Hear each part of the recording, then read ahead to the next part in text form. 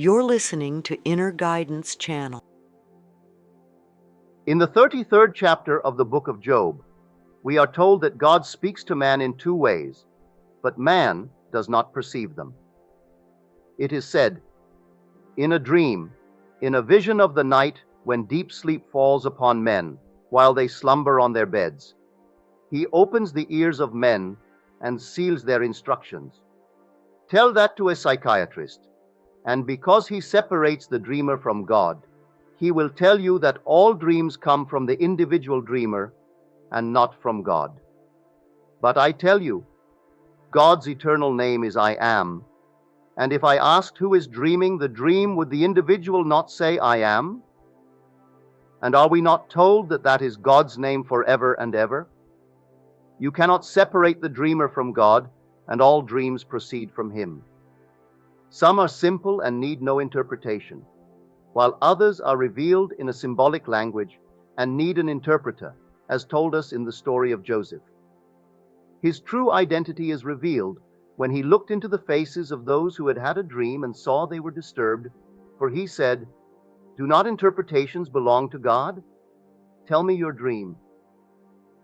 Then he interpreted the dreams of the butler, the baker, and even Pharaoh himself, and they all came to pass, just as he had said they would. Now, if only God can interpret a dream, why tell Joseph? Because he is a personification of God. His name was changed from Joseph, meaning salvation, to Joshua, which means Jehovah is salvation. Now, back in 1954, I awoke from a dream hearing these words: "You do not move in waking any more than you move on your bed in sleep. It is all a movement of mind. The intensity is determined by the strength of the vortex you create, which is just like a whirlwind with a center of perfect stillness. You only believe that you are moving when you are awake, as you think you move in sleep." Well, I am a rational being, and reason could not accept that statement, but I wrote it down and placed it in my Bible to await further revelation. Psychiatrists would say this message came from myself. I will not deny that, but I do know that it came from a depth of my own being, which my rational mind does not reach. Today, our 3 astronauts returned from a trip of 500,000 miles. You and I came here tonight in our cars, and throughout my lifetime, I have traveled all over the world in ships and planes. And like Blake, in my dreams, I have traveled through a land of men and women too, and heard and seen such dreadful things as cold earth wanderers never knew. We have all traveled, yet I know what I heard and wrote down. I know that I have traveled in my dreams, and yet I know I have not physically left my room, for when I awoke in the morning, I was still on the bed upon which I fell asleep. So I ask you, is this waking state no more than a dream?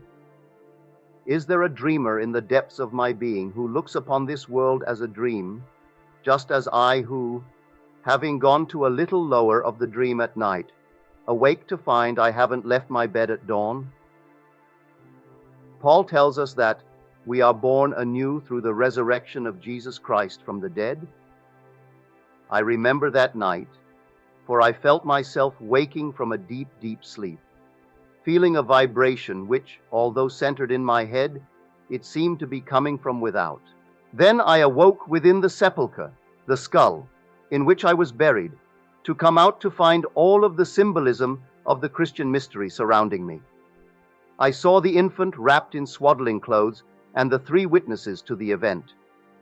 Although unseen as I was spirit, the witnesses spoke of me as the father of the child, the sign that my Savior was born, fulfilling Scripture. "This shall be a sign unto you. You shall find a child wrapped in swaddling clothes, lying in a manger." That night I awoke from a far deeper level of my being to find the symbolism of my waking from the dream of life, just as day after day I wake from the dream of the night. So, could it be that the revelation I heard back in 1954 is literally true? Reason questions it, reason doubts it, and reason rejects it. So if the vision is true, then reason is rejecting Jesus Christ, for Jesus Christ defines himself as the truth, saying, I am the truth. If the revelation is true and reason rejects it, is not reason Satan, the doubting one? This statement cannot be logically proved. Its truth must be experienced. I had completely forgotten it until I discovered my note today while looking in my interpreter's Bible, and there it was, the note I wrote on the 28th day of November 1954. You do not move in waking any more than you move on your bed in sleep. It is all a movement of mind. The intensity is determined by the strength of the vortex you create, which is just like a whirlwind with a center of perfect stillness. You only believe that you are moving when you are awake, as you think you move in sleep. Scripture speaks of two ages, this age of darkness and decay, and that age of light and eternal life. This age is one of motion and violence, turbulence and storms, as the dreamer in men is sound asleep and does not know that he is God. In the 44th Psalm, however, he is urged to rouse thyself, why sleepest thou, O Lord? Awake, do not cast us off forever. While occupying his dream, God has the sensation of travel, motion, and violence. But when he awakes, he will find himself in the sepulchre, the skull of man, where he deliberately laid himself down to sleep and was buried. God crucified himself on the cross of man and is dreaming this dream of life so that man may become God. Now I want to clarify a few points. In the book of John, this statement is made, his voice you have never heard, his form you have never seen, neither does his word abide in you, because you do not believe him whom he has sent. Many of you have completely accepted the fact that I have been sent. You believe me when I tell you that I stood in the presence of the risen Lord, who embraced me and I became one with.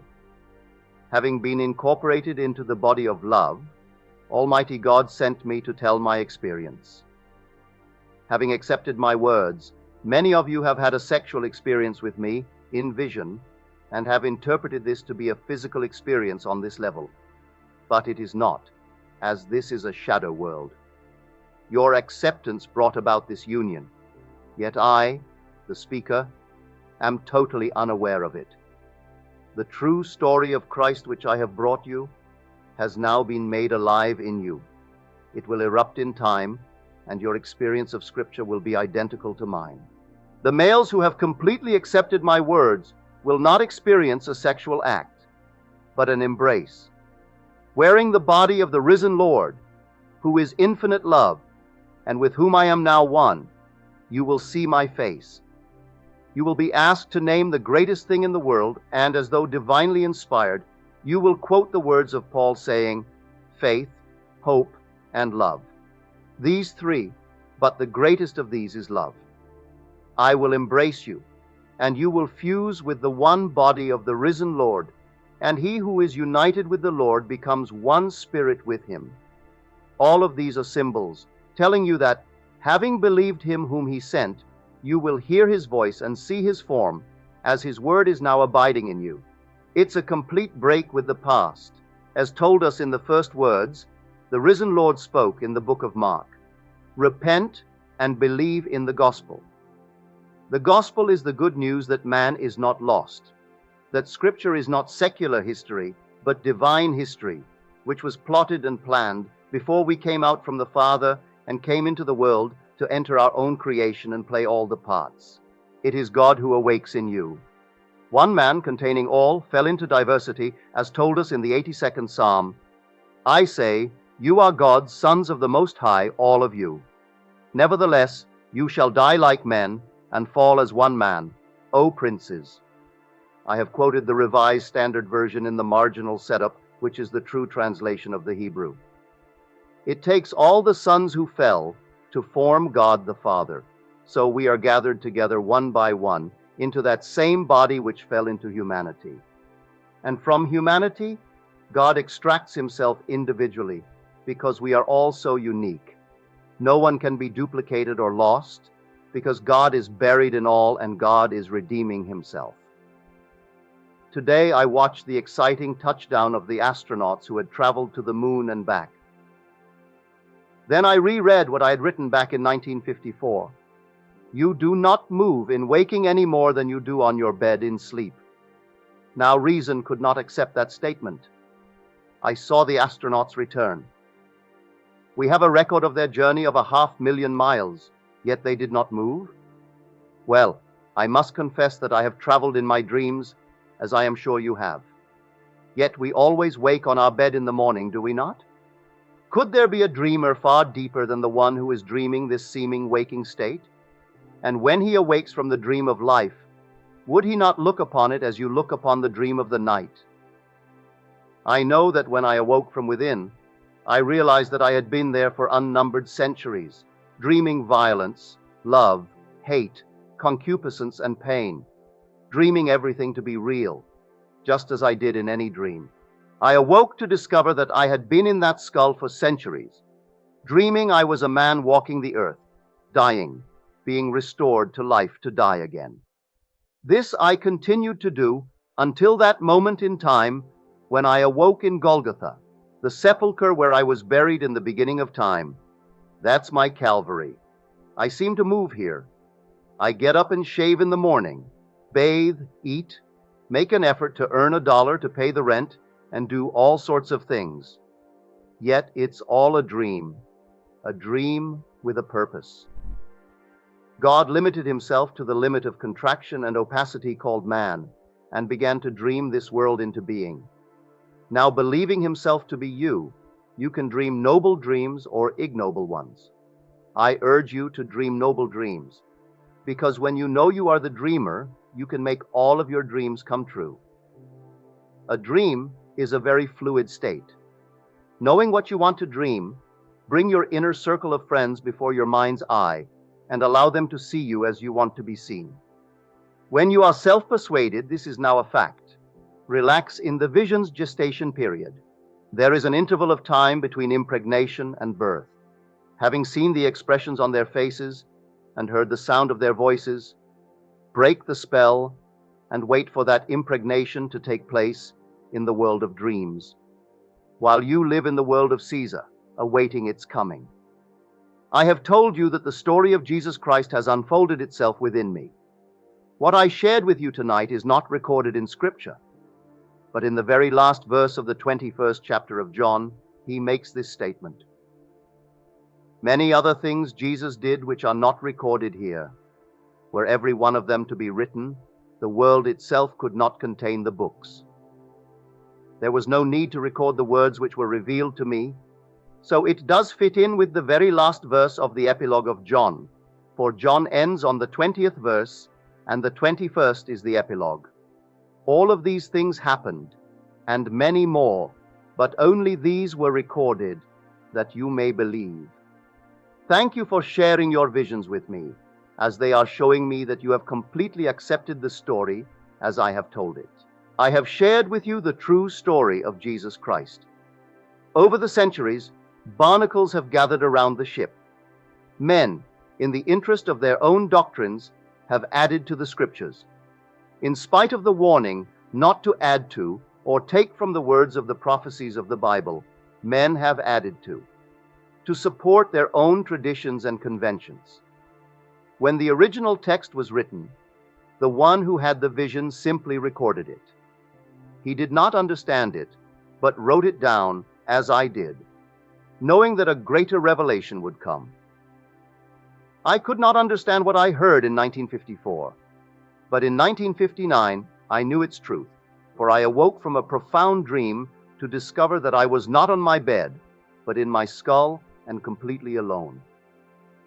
I came out of my skull to find the babe wrapped in swaddling clothes and the witnesses to the event. Seeing the babe, they witnessed the sign of my spiritual birth, but they could not see me as having been born of the Spirit.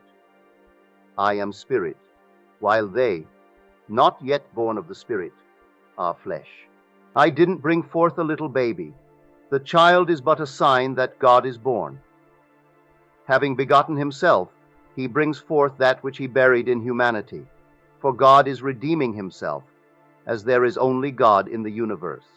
The Bible hasn't a thing to do with any morals, as the pulpits teach. It makes no attempt to change the world, as it is a schoolhouse. You don't turn a schoolroom into a home. This is a school of educated darkness, where we travel towards the light. Scripture does not attempt to change things. Rather, it urges all to render unto Caesar the things that are Caesar's. To try to make this world a nice, sweet little place in which all are happy and have enough to eat and drink is fine. But that hasn't a thing to do with the mystery of Christ. Were there no struggle, no effort would be made to awaken from the dream of life. Rather, the sleeper would fall deeper into sleep. So, let them march along telling the world how to become good and kind. It's all nonsense, for as long as man wears the garment of the animal, he must express it. Taking from himself the heart and mind of love, God took upon himself the body, heart, and mind of the animal, as told us in the 4th chapter of Daniel. This is an animal world, but while in this world of violence, Jesus Christ awakes to discover it was only a dream. Were it not that Jesus Christ was in you, you could not breathe, for your very breath is his life. The day will come when you will awake to know this to be true. For David, the sum total of all of the experiences you have had in your dream of being man will stand before you and call you Father. Then you will fulfill the 89th Psalm, knowing, I have found David. He has cried unto me, Thou art my Father, my God, and the rock of my salvation. Having played all the parts of man, humanity, fused into a single youth, reveals your godhood. As the Father, you will know that your Son has always done your will, for you will have found in David, the son of Jesse, I am, one who has done all your will. You, the Father, dreamed it, and you, the Son, played all the parts. And when the play is over, you awake to come out of Golgotha to be born from above. Peter tells us, we are born anew through the resurrection of Jesus Christ from the dead. While the world worships him as someone coming from without, you will find him rising from within, not as another, but as your very self, the dreamer of life. The great poet Shelley saw it so clearly when he said, He has awakened from the dream of life. 'Tis we who, lost in stormy visions, keep with phantoms and unprofitable strife. That's what the world is doing, fighting self-created phantoms. The world is yourself pushed out, and you are in conflict with yourself until that day when an unearthly wind possesses you, and you awake in your skull with the consuming desire to get out. With your innate knowledge, you will push the base of your skull, and something will move.